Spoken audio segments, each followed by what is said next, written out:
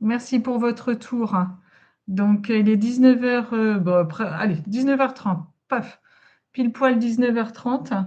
On va pouvoir commencer le webinaire.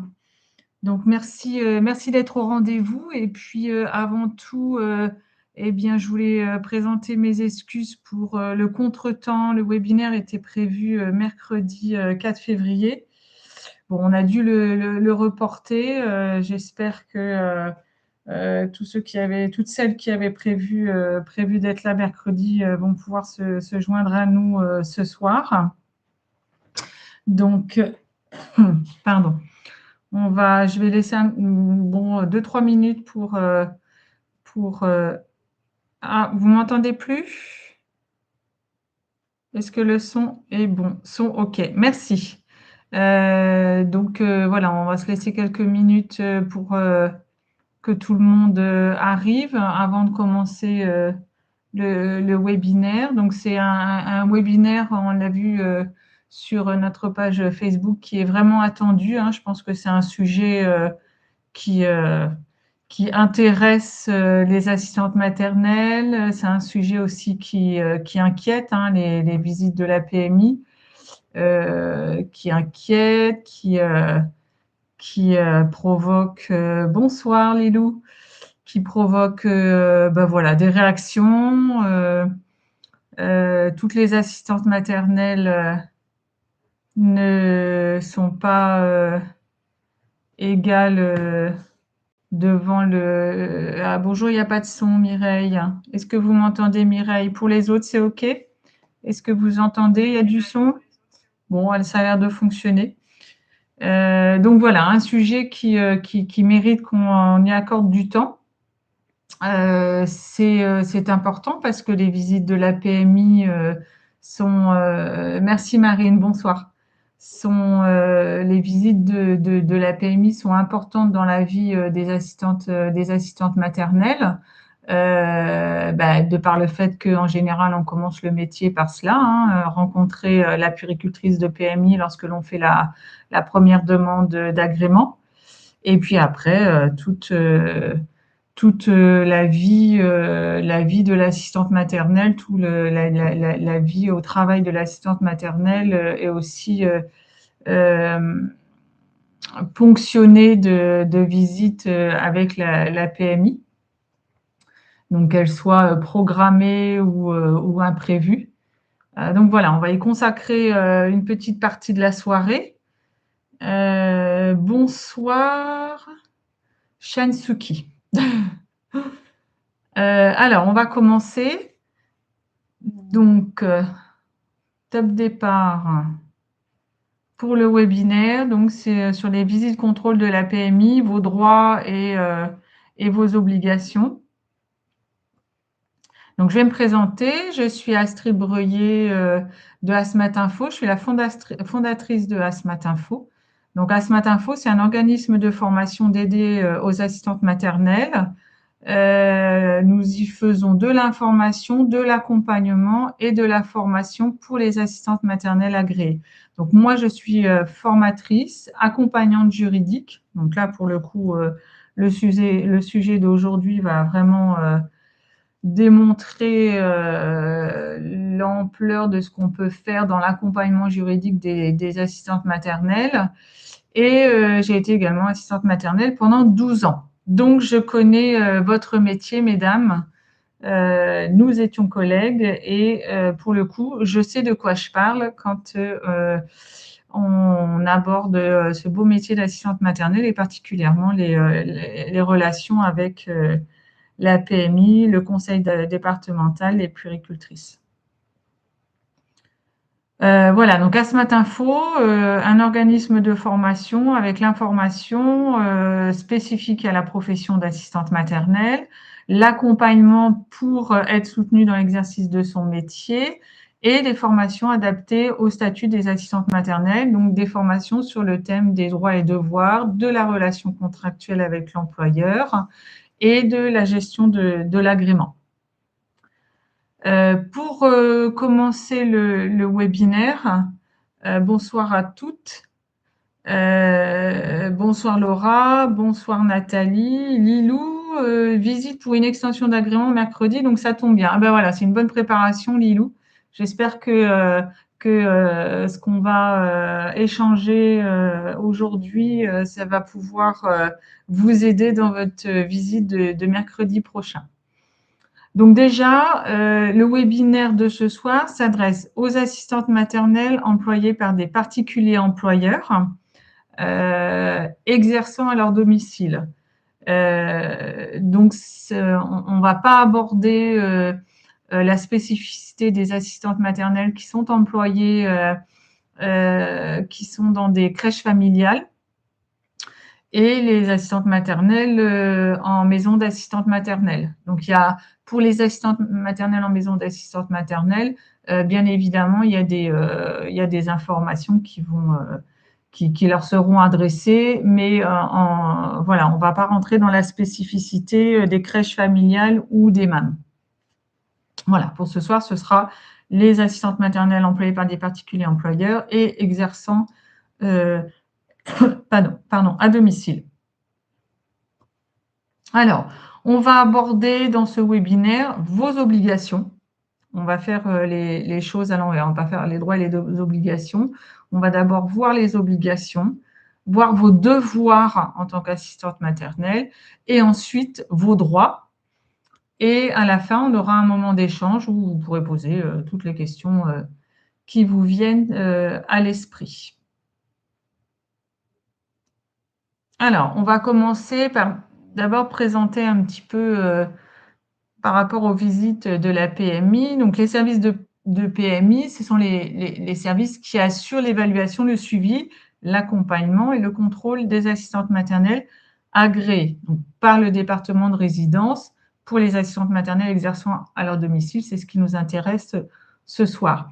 Donc, on va partir du principe ce soir, on va faire une généralité, c'est-à-dire que on considère que ce sont les services de PMI qui font les visites et les entretiens chez les assistantes maternelles exerçant au domicile.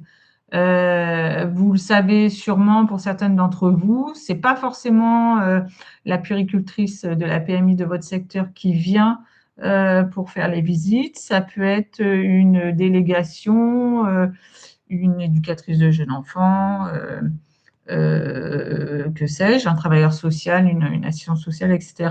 Parfois, elles viennent en binôme. Dans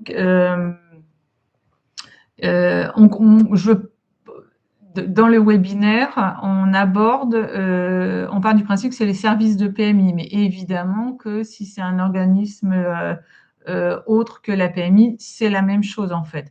Que ce soit la PMI ou un organisme à qui on a confié cette mission-là, c'est la même chose. Donc là, pour faciliter la lecture et le débat, j'utiliserai les termes de service de PMI et puéricultrice, mais ça peut être éducatrice de jeunes enfants, assistante sociale, etc. Donc voilà, je ne vais pas préciser à chaque fois. Donc on parle bien des services de PMI. Bonsoir, donc j'ai bonsoir à celles qui arrivent. Bonsoir Laura, bonsoir Nathalie, bonsoir Nadia, bonsoir Alexandra et bonsoir Val, on va dire Val. Donc voilà, donc les services de PMI, pour cela, elles délèguent aux puéricultrices les entretiens et les visites aux assistantes maternelles. Bonsoir Pat, renouvellement dans quelques jours. Allez, on croise les doigts. Bonsoir Boupette, trop mignon comme nous. Donc voilà, donc les services de PMI sont chargés d'évaluer, de suivre, d'accompagner, de contrôler les assistantes maternelles à leur domicile. Ce sont les puéricultrices qui réalisent les entretiens et les visites sous la responsabilité du médecin départemental de service de PMI. Et bien évidemment, ces entretiens et ces visites sont obligatoires. Donc, ça peut être des visites programmées, ce qui est souvent le cas dans le cadre d'une demande d'extension, de dérogation ou d'un renouvellement d'agrément, mais il y a aussi des visites inopinées, c'est-à-dire les visites surprises. Alors, les objectifs de ces visites contrôle, de ces entretiens, varie selon le type de visite, selon le motif de la visite, mais à chaque fois, la puéricultrice observe et vérifie la sécurité du logement de l'assistante maternelle et elle s'assure de la santé, du bien-être et de l'épanouissement des enfants accueillis. Donc ça, à chaque fois, en plus que, d'évaluer votre capacité à accueillir, un enfant supplémentaire, en cas d'une demande d'extension ou de dérogation, et ben, la PMI, à chaque fois qu'elle va passer à votre domicile, elle va s'assurer que la sécurité, du logement est assurée. Ça, c'est, à chaque fois. Alors, Boupette nous dit: «En 3 mois d'activité, j'ai eu 2 visites et une convocation».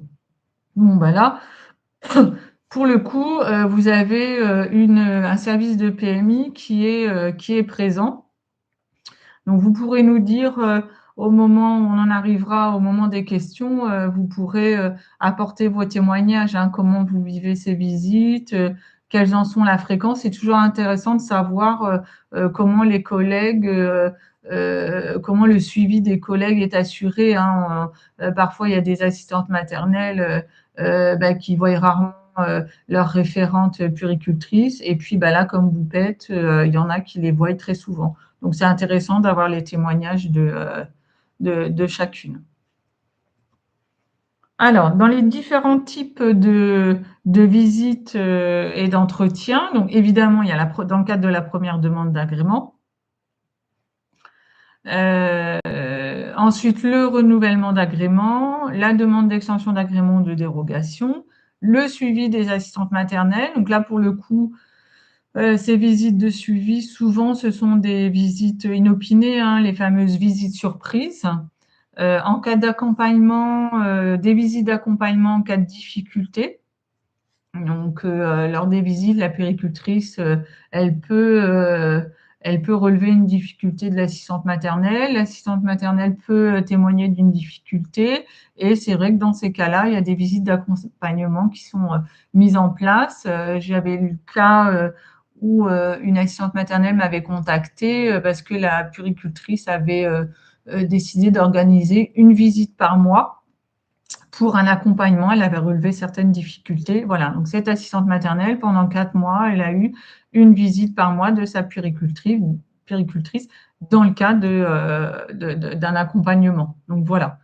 Et ensuite, beh, les visites de contrôle en cas d'informations préoccupantes. Donc c'est quand il y a des signalements, des dénonciations, là, dans ces cas-là, la PMI organise des visites de contrôle parce que, bien évidemment, il faut au vu des informations que, les services de PMI vont recevoir, eh ben, ils sont dans l'obligation, d'aller contrôler sur place, c'est-à-dire chez, l'assistante maternelle, eh ben, pour se faire un avis et puis, pour trancher.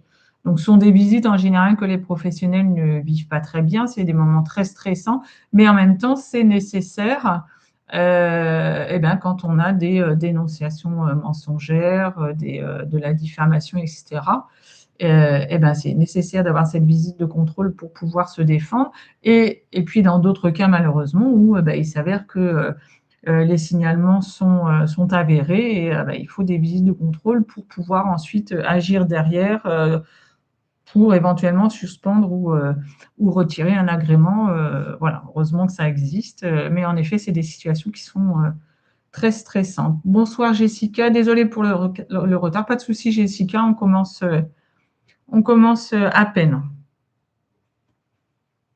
Alors, on va commencer, par voir vos obligations. Donc vos obligations en tant que professionnel, à partir du moment où vous avez été, agréé par le conseil départemental, donc vous avez votre attestation d'agrément et vous êtes dans l'obligation, bah, de rendre des comptes au conseil départemental. Donc ces obligations, informer sans délai de toute modification des informations figurant sur le formulaire de demande d'agrément, le CERFA, ce document type numéroté que vous avez, rempli pour faire votre demande de premier agrément. toutes les informations que vous avez déclarées, sur ce document, alors que ce soit, pour la première demande d'agrément, mais aussi à chaque renouvellement, d'agrément ou demande d'extension et de dérogation. Normalement, vous remplissez ce CERFA. Donc, le conseil départemental a ce CERFA dans votre dossier et vous, s'il y a une information qui figure dans ce dossier qui change, ben vous êtes dans l'obligation d'en avertir le conseil départemental. Donc, vous devez aussi respecter votre capacité d'agrément, hein. Ça, je dirais que c'est la base, hein. Si vous avez l'autorisation d'accueillir 4 enfants simultanément, ben, vous ne pouvez pas en accueillir 5, hein. Donc, il faut s'en tenir aux 4. Mireille, il y a un rectangle noir en bas à droite de l'écran qui coupe certaines informations. Y a-t-il moyen de l'enlever? Alors, Mireille, oui, je sais. Non, je ne sais pas encore l'enlever. Il faut que je m'y attelle. Donc, c'est pour ça que je lis. Comme ça, vous avez toutes les informations. Je suis désolée. Parfois, la technique me dépasse et ce fichu écran, voilà, normalement, ça pourrait être ma tête. Là, en l'occurrence, je la cache et du coup, c'est un écran noir. Donc, je vais m'atteler à enlever cet écran, mais voilà, faut que je m'y attelle, mais je le lis. Comme ça, vous avez l'information. Et donc, du coup, c'est ce qui est caché, c'est déclarer sous 8 jours l'accueil ou le départ d'un enfant et la modification des éléments le concernant. C'est-à-dire que quand vous déclarez l'accueil d'un enfant, vous devez déclarer le nom, le prénom de l'enfant, la date de naissance, le nom des parents avec leur adresse et numéro de téléphone. Et bien, en fait, s'il y a un changement dans ces éléments-là, vous devez le signaler. C'est-à-dire, si les parents déménagent, mais que vous gardez l'accueil de l'enfant, ben vous devez signaler au conseil départemental la nouvelle adresse des parents de l'enfant que vous accueillez. Voilà, c'est la modification, vous devez déclarer la modification des éléments concernant l'enfant. Donc ça, souvent, les assistantes maternelles ne le savent pas, mais ça, c'est important, hein. Ce n'est pas uniquement déclarer l'accueil et le départ de l'enfant, il faut déclarer aussi les changements des coordonnées des parents de l'enfant. Ensuite, vous devez tenir à disposition des services de PMI les documents relatifs à votre activité prévisionnelle et réelle, c'est-à-dire les jours et heures d'accueil des enfants sous contrat, le nombre et l'âge des autres mineurs sous votre responsabilité exclusive, donc c'est-à-dire vos enfants et les enfants que vous accueillez, mais pas sous contrat. Donc ça peut être des petits-enfants, des neveux, des nièces, le fils d'une copine, la fille de la voisine, voilà. Donc tous les mineurs sous votre responsabilité exclusive. Les jours où vous avez recours à la possibilité de dépasser exceptionnellement le nombre maximal d'enfants de moins de 11 ans sous votre responsabilité. Donc ça, c'est une obligation. Je dirais que c'est, en résumé, cette obligation, c'est de tenir un registre des présences. C'est-à-dire qu'à tout moment, la puéricultrice peut vous demander votre planning de présence réelle des enfants accueillis et des enfants sous votre responsabilité. Donc ça, vous êtes dans l'obligation de l'avoir. Donc vous pouvez avoir des fiches de présence, vous pouvez avoir un agenda journalier. Voilà, vous êtes obligé de tenir ça pour que la puéricultrice, elle vérifie votre travail est effectif et prévisionnel, c'est-à-dire l'activité prévisionnelle, si vous allez accueillir des enfants bientôt, si vous avez signé des engagements réciproques, vous devez prévenir, la PMI doit avoir cette information. Et vous devez mettre à jour vos disponibilités d'accueil sur le site monenfant.fr au moins 2 fois par an, avant le 1er juin et avant le 1er décembre. Donc, en règle générale, vous recevez un mail qui vous avertit que vous devez mettre à jour vos disponibilités d'accueil. Mais si jamais vous ne recevez pas ce mail, sachez que vous devez mettre à jour ces disponibilités d'accueil, vos disponibilités d'accueil 2 fois par an. Voilà, ça c'est une obligation. Et ensuite, vous devez déclarer sans délai tout accident grave ou décès survenu à un enfant accueilli et déclarer le changement d'adresse du lieu d'accueil, c'est-à-dire quand vous déménagez. Les assistantes maternelles qui accueillent à leur domicile, lors d'un déménagement, vous devez déclarer au moins 15 jours avant l'emménagement dans votre nouveau logement, le conseil départemental ou du département où vous êtes déjà et auquel cas vous ne changez pas de département, ou le nouveau département dans lequel vous allez emménager au moins 15 jours avant. Et il faut savoir que tout manquement grave ou répété à ces obligations, donc les obligations que l'on vient de voir, peut entraîner un retrait d'agrément après avertissement. Donc ça, c'est vraiment des obligations qui sont très importantes. Il ne faut pas oublier. Voilà. En tant qu'assistante maternelle, vous devez absolument vous conforter à ces obligations. Alors, outre ces obligations, vous avez obligation d'avoir une assurance professionnelle en tant qu'assistante maternelle et une assurance pour le transport en voiture des enfants accueillis, si vous les transportez en voiture, avec l'autorisation écrite des parents, bien sûr. Et votre logement doit être assuré. Les appareils de chauffage fixe et de production de chaleur doivent être entretenus. Non. Ensuite, toujours dans les obligations, vous devez suivre la formation obligatoire. Alors ça, la formation obligatoire, elle est en 2 temps. En premier temps, évidemment que vous l'avez suivie si vous êtes agréé, mais vous avez l'obligation de suivre la deuxième partie de formation pour pouvoir être renouvelé. Évidemment que si vous ne souhaitez pas renouveler votre agrément, vous n'êtes pas obligé de suivre cette deuxième partie de formation. Mais si vous voulez renouveler votre agrément, vous êtes obligé de suivre la formation obligatoire. Et pour les assistantes maternelles agréées depuis 2019, vous devez vous présenter aux épreuves EP1 et EP3 du CAP accompagnement éducatif petite enfance. Vous avez l'obligation aussi d'afficher les coordonnées des secours, des parents et de la PMI. Sur une affiche, vous devez avoir toutes ces données bien visibles à un endroit de la pièce d'accueil. C'est une obligation.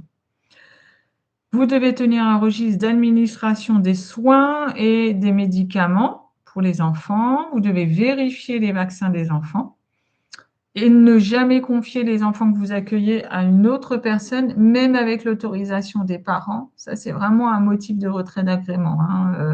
L'enfant que vous accueillez doit rester sous votre responsabilité, avec vous tout le temps. Et vous ne devez pas détenir de chiens de première et deuxième catégorie. Boupette pose la question, et si l'enfant ne vit pas à l'adresse indiquée par les parents? Alors, l'obligation de déclaration des coordonnées des parents, en fait, c'est le nom et l'adresse des parents. Voilà, on se limite à ça.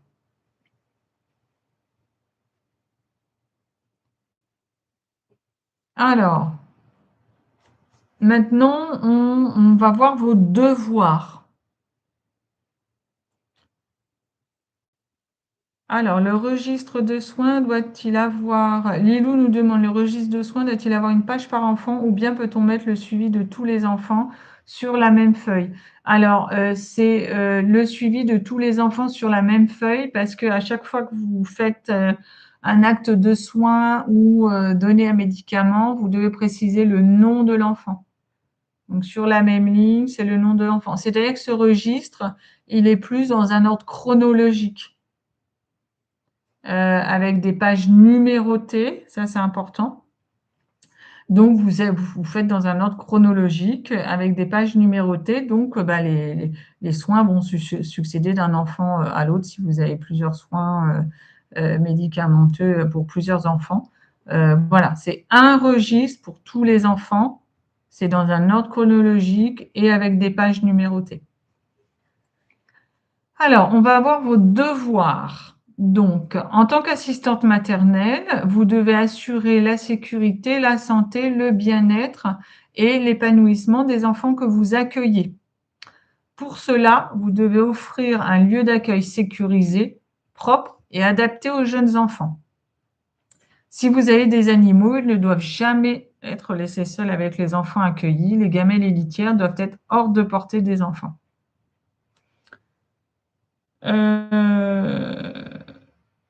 Alors, Marine, très bonne question, Marine. Quelle est la différence entre nos obligations et nos devoirs dans ce cas-ci? Alors, c'est vrai que les obligations, c'est vraiment, alors, dans les deux, vous n'avez pas le choix, mais dans le sens obligation, c'est juste une formule. Je ne sais pas comment vous l'expliquer. C'est plus grammatical, quoi. Les obligations, on n'y déroge pas, mais les devoirs. Comment vous expliquer? Bah, écoutez, Marine, en effet, c'est une très bonne question. C'est juste une formulation. Maintenant, dans les deux, vous êtes obligé. C'est quelque chose pour lequel vous ne pouvez pas déroger, en fait. Euh, alors, Kessia, en arrêt maladie, l'assistante maternelle doit-elle prévenir la PMI? Alors, on va le voir après, Kessia. Vous allez avoir la réponse à votre question. Boupette, pour moi personnellement, elle m'interdisent la présence de mon chat même si je suis présente. Alors, écoutez, voilà, vous avez la réponse à cette interdiction, Boupette. On ne peut pas interdire la présence du chat. La seule chose, c'est que le chat, il ne doit pas être seul avec les enfants. Mais si vous êtes là, le chat peut être là. Si vous devez vous absenter, le chat ne peut pas rester seul avec les enfants. Pour les assistantes maternelles qui ont obtenu leur agrément en 2001, il n'y a pas d'obligation d'avoir effectué la formation du CAP. Oui, petite enfance. Oui, oui, oui. Ida Barabès. Ida, oui, oui, je l'ai dit. Boupette, je le sais bien, ça a été une bataille lors de ma convocation. Oui, c'est souvent une bataille, mais il ne faut pas lâcher. Voilà, en fait, vous avez, on va le voir plus tard, Boupette, mais vous avez des documents sur lesquels vous pouvez vous appuyer pour défendre vos cas. Lilou, la PMI m'avait demandé d'enfermer mes chats, bien sûr que non. Voilà, il faut savoir s'affirmer. Et il faut surtout avoir les documents pour se défendre, hein, c'est ça. Ensuite, on continue dans les devoirs. Donc, vous devez être professionnel et adapter vos pratiques quotidiennes au référentiel national de la qualité d'accueil du jeune enfant. Donc, ça, c'est un document que vous devez connaître, hein. Il est paru en juillet 2025, l'année dernière. À Ce matin, on avait fait un webinaire sur le sujet. Vous pouvez le retrouver sur notre chaîne YouTube. Donc, ça, c'est le nouveau référentiel qui guide les pratiques de tous les professionnels de la petite enfance. Donc, vos pratiques quotidiennes, vos pratiques professionnelles quotidiennes doivent être en accord avec le référentiel national de la qualité d'accueil. C'est comme respecter les 10 principes de la Charte nationale d'accueil du jeune enfant.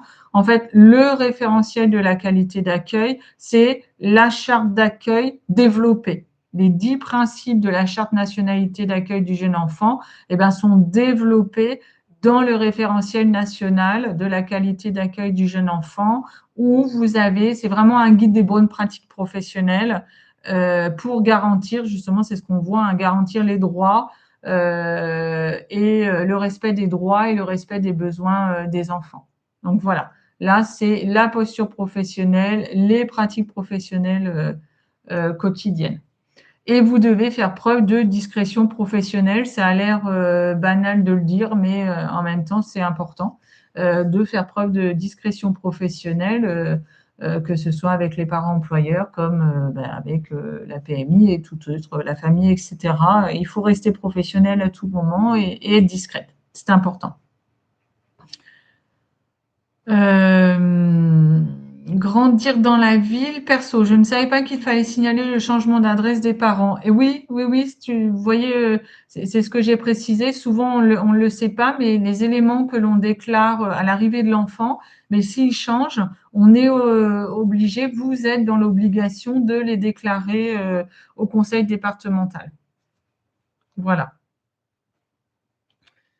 Sandrine, où peut-on trouver le référentiel? Notre RPE peut-il nous le fournir? Oui, alors le référentiel, si vous parlez du référentiel national de la qualité d'accueil du jeune enfant, oui, oui, votre RPE peut vous le fournir. Il est disponible en version PDF sur internet. Il se présente, je vais essayer de vous le montrer. Voilà, c'est celui-ci. Voilà, c'est ça le référentiel national de la qualité d'accueil du jeune enfant. Vous pouvez le retrouver sur le site de Asmat Info aussi. Mais vous allez le retrouver sur le net très facilement en tapant référentiel national de la qualité d'accueil du jeune enfant. Et franchement, lisez-le parce que c'est un vrai bon guide qui aide au quotidien dans les pratiques professionnelles. Voilà. On revient à notre webinaire. Sandrine, du coup, qu'est-ce que je risque par rapport au fait que vous n'avez pas signalé le changement d'adresse des parents? Bah, vous pouvez le signaler maintenant. Après, ça fait pas partie des choses gravissimes, mais juste, bah, vous envoyez un courrier en signalant le changement d'adresse des parents. Vous, vous, euh, vous rectifiez votre erreur. Voilà. Alexandra, nous l'avions reçu par mail de notre relais. Oui, ça a été le cas de beaucoup d'assistantes maternelles qui ont eu le référentiel via les relais petite enfance. Alors, juste, je me permets de répondre aux questions au fur et à mesure parce qu'il y en a beaucoup. Et puis en même temps, on aura aussi un temps dédié aux questions à la fin.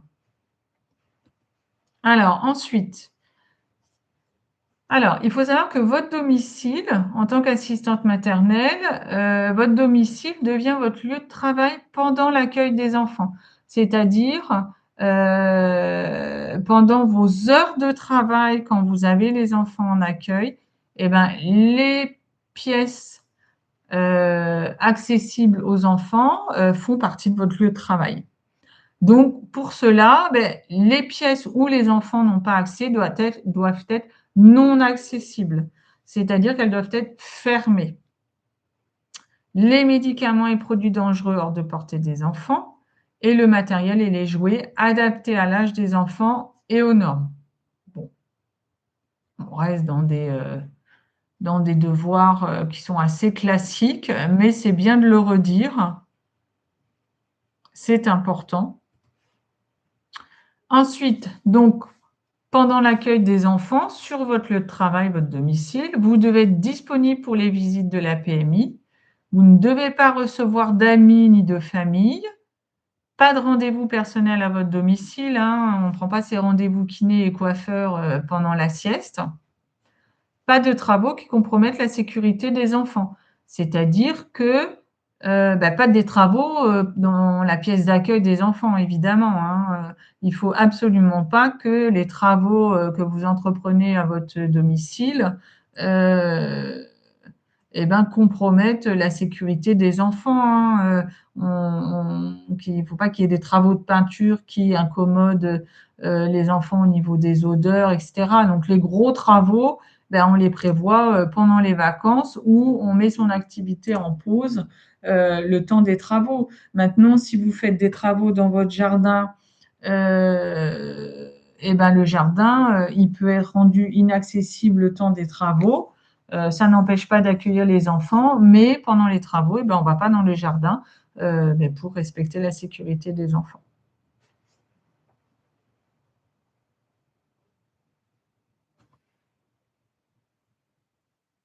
Alors, évidemment, pas d'écran pendant l'accueil des enfants.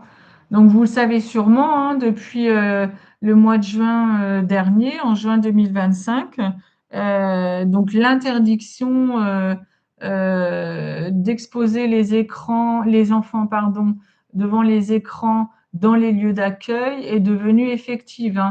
Il est interdit d'exposer un enfant de moins de 3 ans devant un écran, donc un smartphone, une tablette, un ordinateur, une télévision, compte tenu des risques pour son développement. Donc ça, c'est dans tous les lieux d'accueil des jeunes enfants. Donc, au domicile de l'assistante maternelle, bien évidemment. Donc, pendant le temps d'accueil, 0 écran. Même pas la télé en fond d'écran, en fond sonore, c'est interdit. Ça fait partie de vos devoirs, de vos obligations. Alors, au niveau des questions, Ida, les boissons alcoolisées aussi. Oui, j'imagine que vous dites que ça doit être tenu hors de portée des enfants. Ben oui, bien évidemment. Je ne l'ai pas spécifié, mais c'est bien de le dire. Audrey, qu'en est-il des jeux que l'on fabrique? Bouteilles sensorielles, par exemple. Alors, par rapport aux jeux et jouets adaptés à l'âge des enfants et aux normes, euh, évidemment que les assistantes maternelles fabriquent beaucoup aussi des activités. Dans ces cas-là, euh, ces types de jeux, ils doivent être constamment mis à disposition. Enfin, quand ils sont mis à disposition des enfants, vous devez être là. D'accord? C'est-à-dire que vous ne devez pas laisser les enfants jouer avec des bouteilles sensorielles faites maison sans votre surveillance. Vous fabriquez des jeux pour des activités et il faut absolument que ça se passe en votre présence. Par exemple, je pense à une activité, c'est le riz coloré. Quand on a fait une activité de transvasement avec du riz coloré, euh, eh bien, ça se fait avec la présence de l'assistante maternelle. On ne laisse pas les enfants jouer seuls au transvasement avec le riz coloré. D'accord? Ce qui est mis à disposition des enfants en jeu libre, je dirais, il faut absolument que ce soit des jeux et des jouets aux normes. Tout ce que vous allez faire en activité, ce que vous allez fabriquer vous-même, et ben dans ces cas-là, c'est fait en votre présence uniquement. Et après, on range et les enfants vont en jeu libre avec des jeux et jouets aux normes. D'accord? Muriel, bonsoir. Concernant la discrétion professionnelle, que faire en cas de questions insistantes lors d'une visite de la PMI demandant le dépassement de cette limite? Ah, je ne comprends pas, Muriel. Concernant la discrétion professionnelle, que faire en cas de questions insistantes lors d'une visite de la PMI demandant le dépassement de cette limite? Bon, essayez de préciser votre question pour que je puisse y répondre. Nathalie, est-ce que l'on a le droit de recevoir une collègue ASMAT en respectant la capacité d'accueil? Nathalie, vous allez avoir la réponse juste après. Je laisse planer le suspense. Alors, ensuite, toujours dans les devoirs, pendant l'accueil des enfants, tous les déplacements en voiture, en transport, à pied, doivent être faits avec l'autorisation écrite des parents et ne doivent concerner que votre activité professionnelle. D'accord? Donc là, il y a deux choses. Déjà, tous les déplacements avec les enfants, avec que ce soit n'importe quel mode de transport, ça doit être fait avec l'autorisation écrite des enfants. Les parents, au moment où vous signez le contrat de travail, mais même en amont, hein, on a vu dans le webinaire sur le contrat de travail, on a vu l'importance de prévoir dès l'entretien les points importants dans votre vie d'assistante maternelle, dans votre façon de travailler. Euh, Si vous avez l'habitude d'aller au relais petite enfance, d'aller à la médiathèque, d'aller à la ludothèque, euh, par exemple de faire, d'aller au marché, d'aller au parc, il faut que les parents soient au courant des sorties que vous faites et qu'ils soient d'accord. C'est-à-dire que vous devez expliquer aux parents votre façon de travailler, votre façon de vous déplacer et ça doit être écrit dans le contrat et signé par les parents. Euh, c'est important pour les deux, pour vous, assistante maternelle, et pour les parents. Euh, les parents ont besoin de savoir ce qu'on fait avec leur enfant. Et vous avez besoin de leur autorisation pour continuer à travailler comme vous avez l'habitude de travailler. Donc, il faut absolument l'autorisation écrite des parents pour tous les déplacements que vous faites. Et évidemment, chaque déplacement doit être en lien avec votre activité professionnelle, hein. On ne va pas faire les courses. Alors, on ne va pas faire les courses, mais en même temps, j'ai dit, vous allez au marché. Alors, quand je dis on ne va pas faire les courses, c'est-à-dire qu'on ne va pas faire les courses du mois au supermarché du coin. Par contre, c'est pas interdit d'aller aller à la boulangerie pour acheter le pain pour le repas du midi, on est bien d'accord. L'idée, c'est d'éviter les grandes surfaces qui n'ont rien de ludique, qui n'ont aucun intérêt pour les enfants. Par contre, aller faire un petit tour au marché pour acheter des tomates et les, euh, les couper en quatre pour le repas du midi, bah ça oui, c'est complètement en accord avec ce que vous pouvez faire. Et pas de rendez-vous personnel. On n'emmène pas les enfants qu'on accueille au rendez-vous orthophoniste du petit dernier, évidemment. Alors, on voit un petit peu les questions. Est-ce qu'on a le droit? Alors ça, oui. La PMI peut-elle visiter les pièces du domicile non accessibles aux enfants? Agnès, non, à condition que ces pièces soient vraiment non accessibles. C'est-à-dire qu'il faut qu'elles soient fermées à clé. Si, je vous donne un exemple, dans votre domicile, votre chambre, elle est au rez-de-chaussée, mais les enfants n'ont pas le droit d'y aller. Si elle n'est pas fermée à clé, la puéricultrice peut demander à voir la pièce, à entrer dans la pièce parce qu'elle n'est pas fermée à clé. Si elle n'est pas fermée à clé, ça veut dire que l'enfant y a accès, il peut y avoir accès. Donc, les pièces de votre domicile non accessibles aux enfants doivent être fermées, doivent être sécurisées, fermées. On ne peut pas y accéder. D'accord? Si on peut y accéder, la PMI doit pouvoir y entrer pour valider la sécurité. Ida, mon syndicat des assistants maternels m'a dit que certaines TMS peuvent prendre des photos de notre logement. Est-ce qu'elle a le droit? Ben oui, si vous êtes d'accord. Si vous n'êtes pas d'accord, non. Après, quand on vous demande une modification dans votre logement, la puéricultrice peut passer, elle demande une sécurisation supplémentaire, une barrière, etc. Il y a des puéricultrices qui disent, bon, ben moi, voilà, vous êtes dans l'obligation de mettre une barrière à tel endroit. Donc, évidemment, vous vérifiez si cette obligation existe bien. Et elle peut vous dire, bah, vous m'envoyez une photo quand vous avez mis la barrière, comme ça, hop, je note que c'est mis et je ne reviens pas. Donc, bah, vous me prenez une photo et vous l'envoyez à la puéricultrice. Par contre, la puéricultrice, au moment de la visite, elle peut vous demander à prendre une photo. Si vous n'êtes pas d'accord, vous dites non et dans ces cas-là, elle n'a pas le droit de prendre la photo. C'est évidemment avec votre consentement.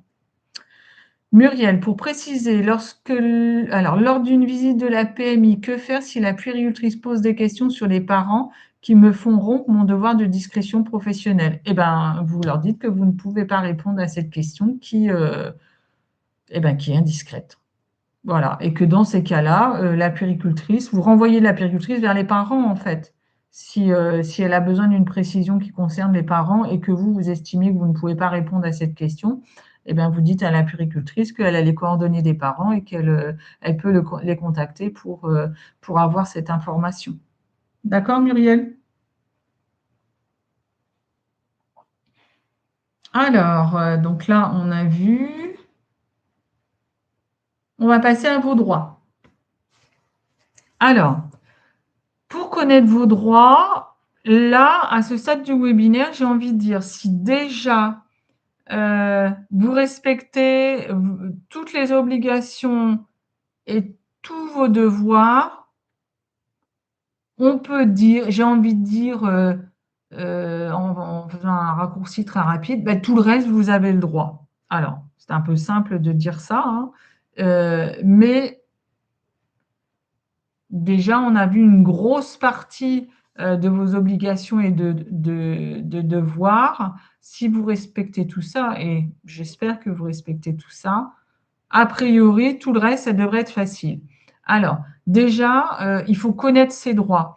Le meilleur moyen d'aborder une visite de la PMI, qu'elle soit programmée ou surprise inopinée, c'est de connaître ses droits. Et pour connaître ses droits, ben, vous avez des documents qui sont là pour vous aider. Donc ça, c'est très important. Il faut savoir que les règles, elles sont nationales. Je dirais que, à l'exception des piscines, parce que le référentiel national de l'agrément ne dit rien sur les piscines. Donc, du coup, on est quand même obligé de se référer à quelque chose. Et là, dans ces cas-là, ce sont les départements qui fixent les règles pour les piscines. Donc, je dirais que à part ça, à part les piscines, eh ben, tout le reste, ce sont les règles nationales qui sont dans le référentiel national de l'agrément. Donc, ce référentiel national, il est là. Voilà, a priori, je pense que vous devez le connaître.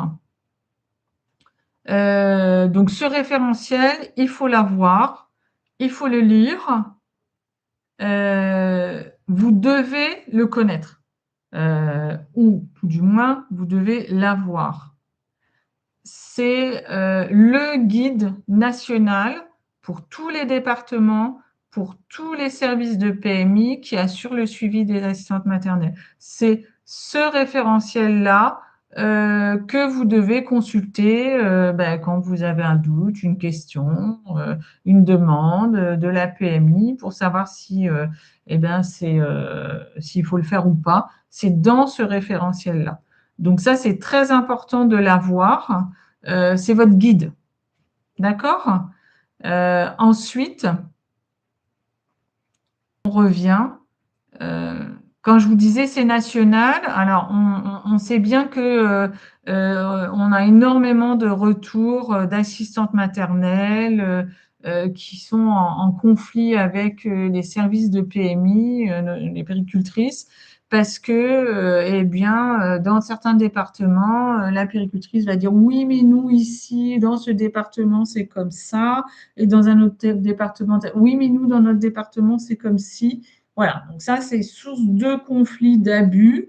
Les syndicats s'en sont saisis depuis plusieurs années. Il y a vraiment eu une demande pour refaire un petit peu un guide national et détaillé, parce que c'est vrai que le référentiel avait vraiment besoin d'être détaillé et ça y est, enfin, il y a un groupe de travail qui s'est penché dessus et sont en élaboration des fiches pour détailler, je dirais, les consignes nationales à l'attention des services de PMI dans le cadre de l'agrément des assistantes maternelles.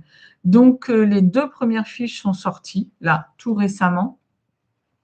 La première, c'est celle-ci. Voilà.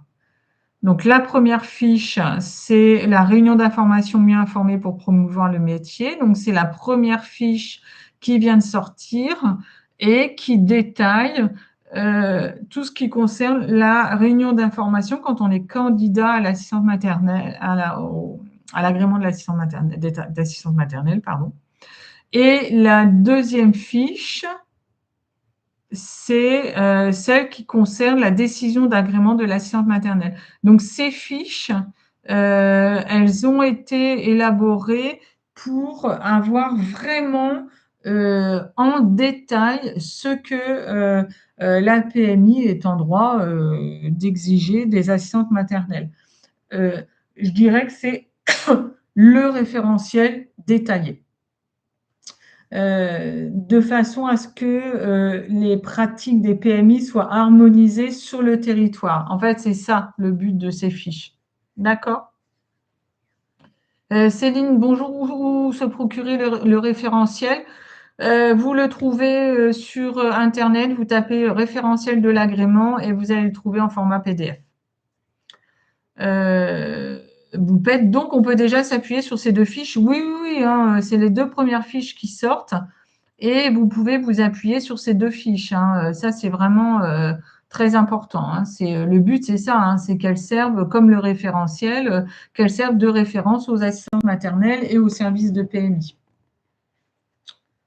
Voilà, je me permets de remonter un peu le fil des questions parce qu'il y en a vraiment beaucoup. Merci. Ida, et sur le conjoint à la retraite. Quelle est votre question, Ida? Préciser pour que ce soit plus clair. Grandir dans la vie. J'ai eu la visite de ma puéricultrice récemment. Ma grande fille ne travaillait pas ce jour-là pour cause d'intempéries et mon autre fille avait la grippe. Elles étaient bien évidemment dans leur chambre. Bon. Oui, OK. De toute manière,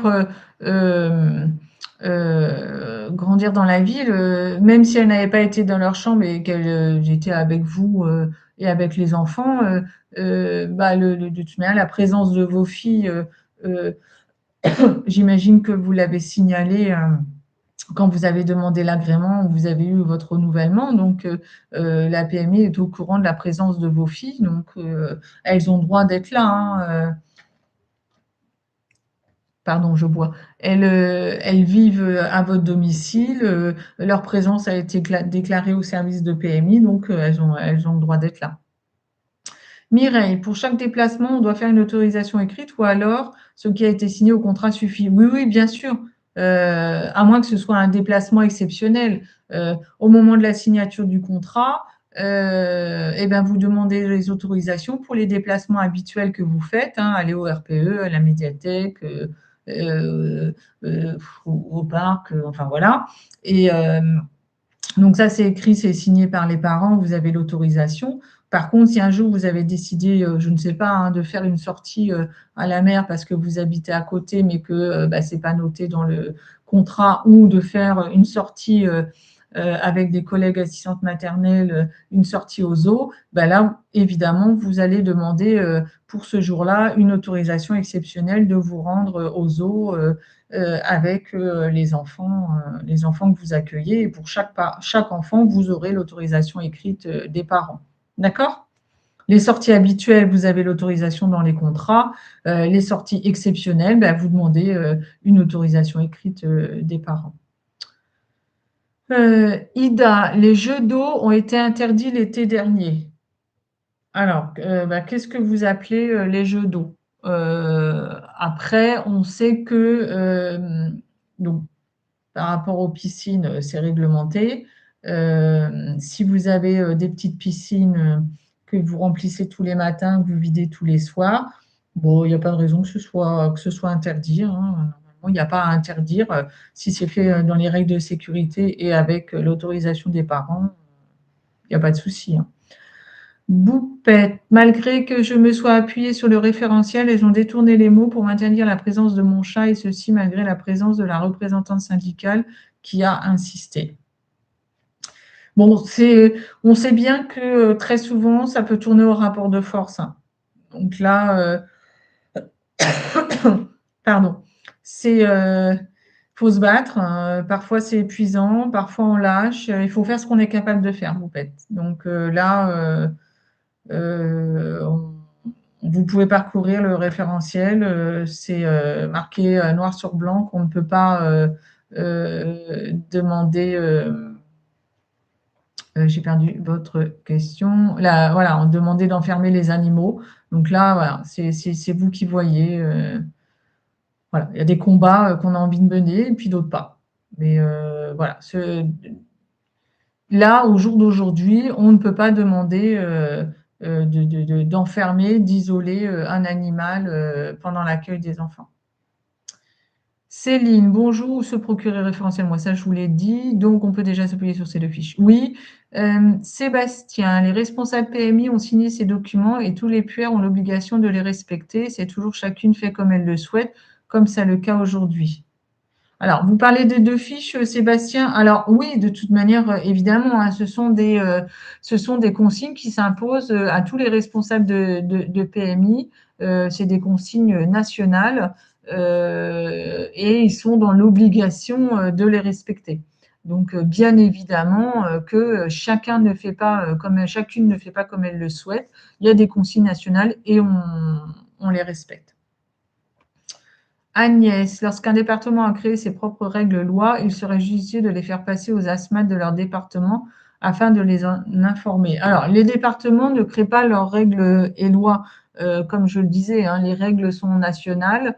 Là, je vous remets, les documents, de référence, hein. Donc c'est le référentiel, national, de l'agrément, les 2 premières fiches de l'harmonisation des pratiques, des services de PMI, et le référentiel national de la qualité d'accueil du jeune enfant. Donc là, les règles des départements ne peuvent pas être supérieures à ces documents-là, hormis comme je le disais, pour les piscines où le référentiel de l'agrément ne fait pas référence aux piscines. Donc là, c'est les règles des départements qui valent.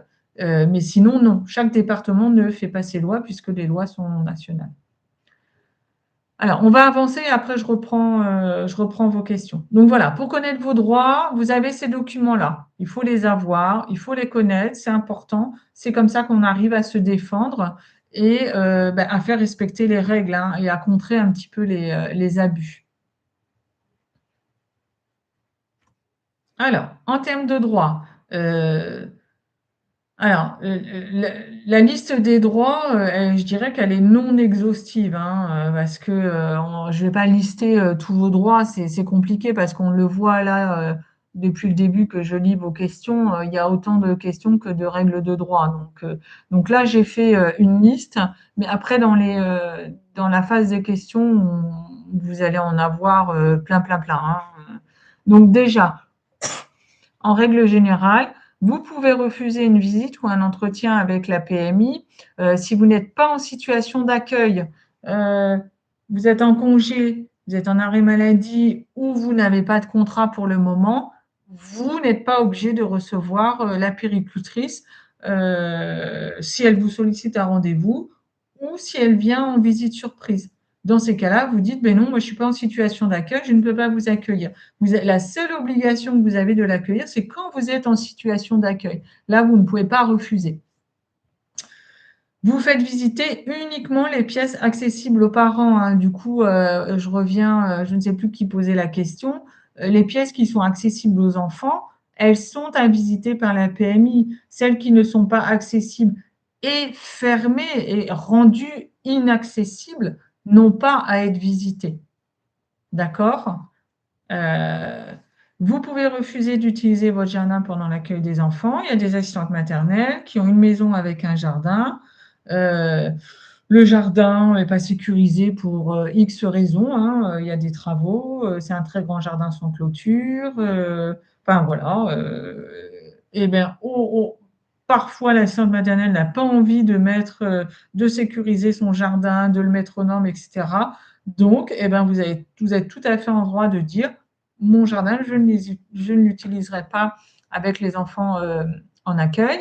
Dans ces cas-là, on vous demande de faire un courrier précisant que vous vous engagez à ne pas utiliser votre jardin avec les enfants que vous avez en accueil. Et voilà, c'est un peu, c'est votre liberté. C'est parce qu'on a un jardin qu'on est obligé de l'utiliser.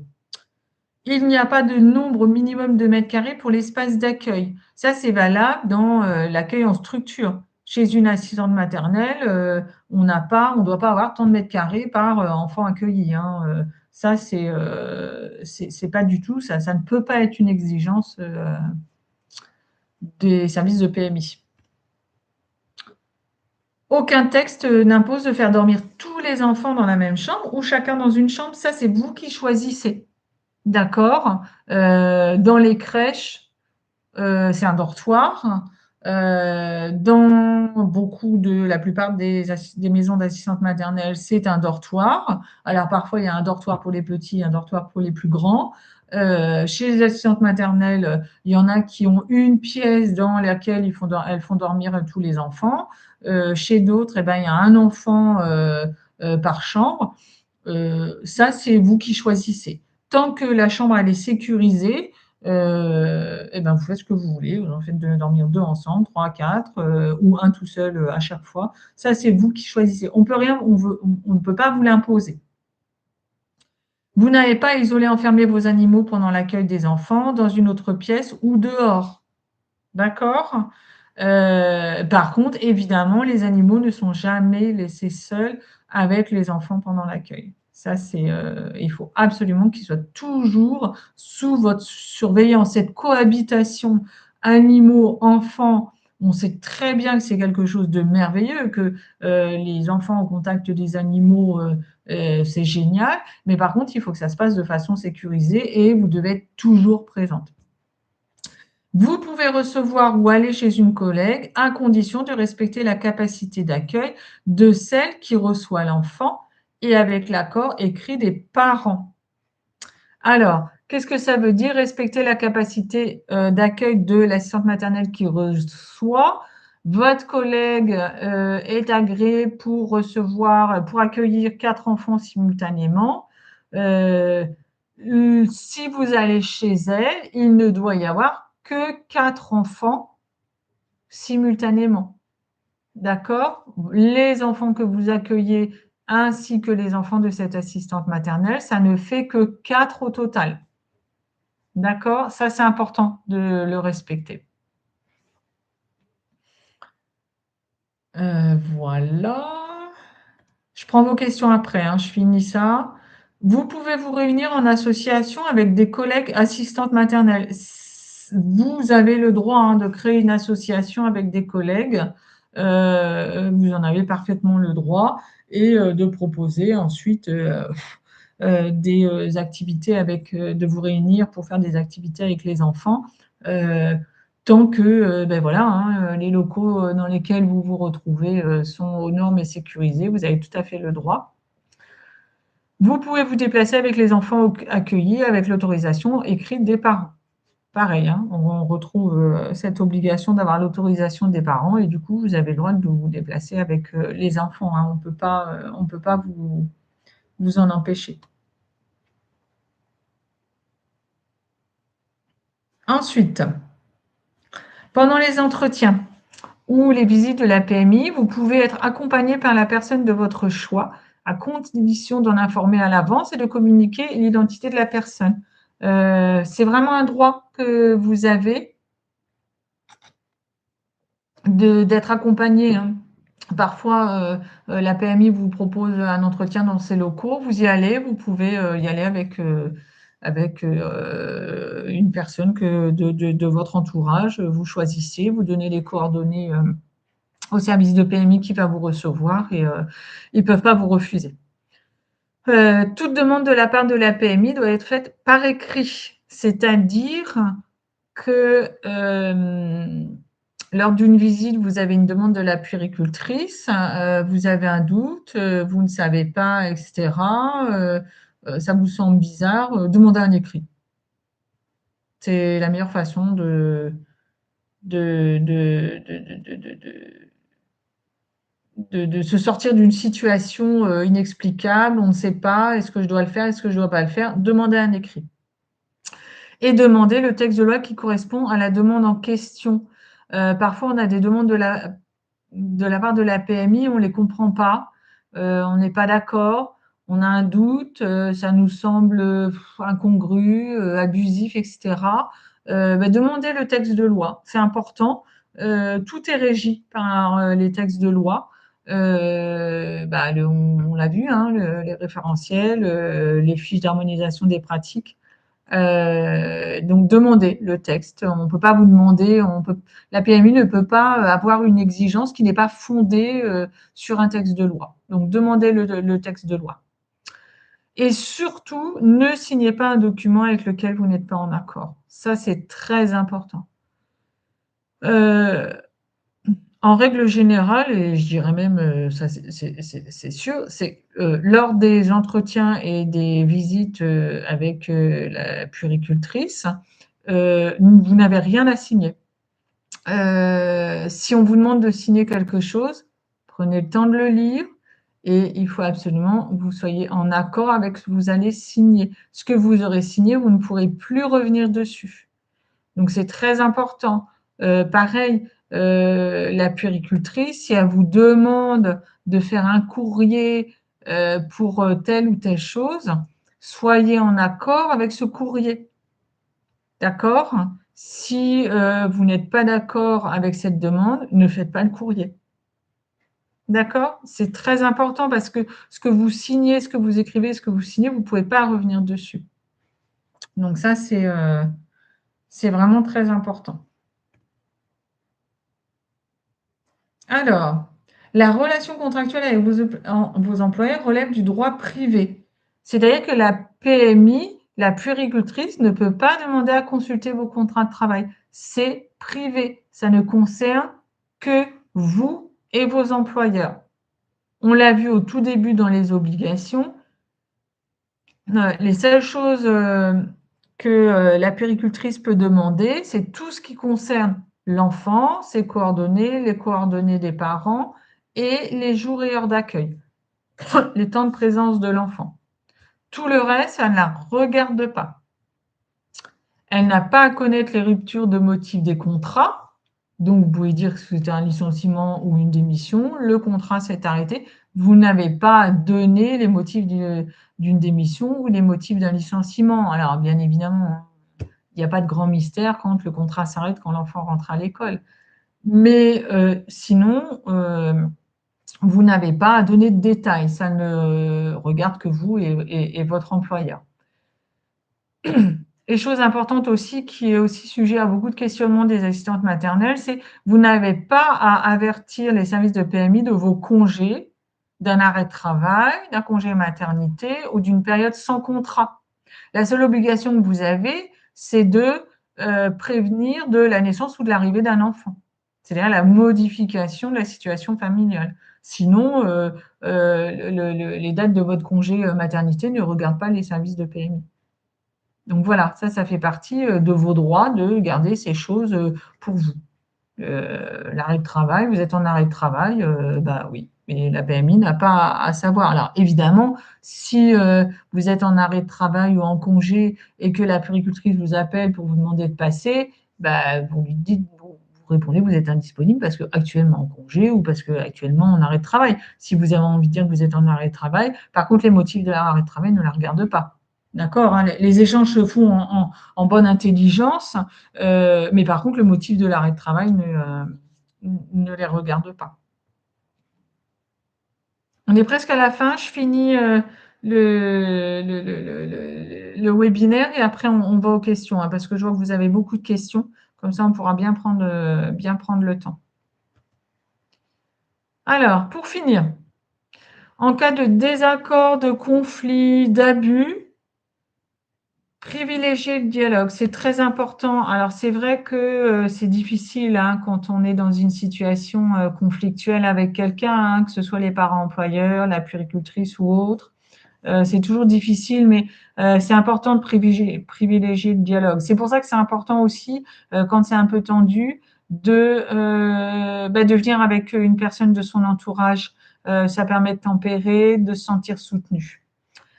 Et surtout, tenez-vous-en aux faits et rien qu'aux faits. On met les émotions de côté, les ressentis, les impressions, et ce sont les faits qui comptent.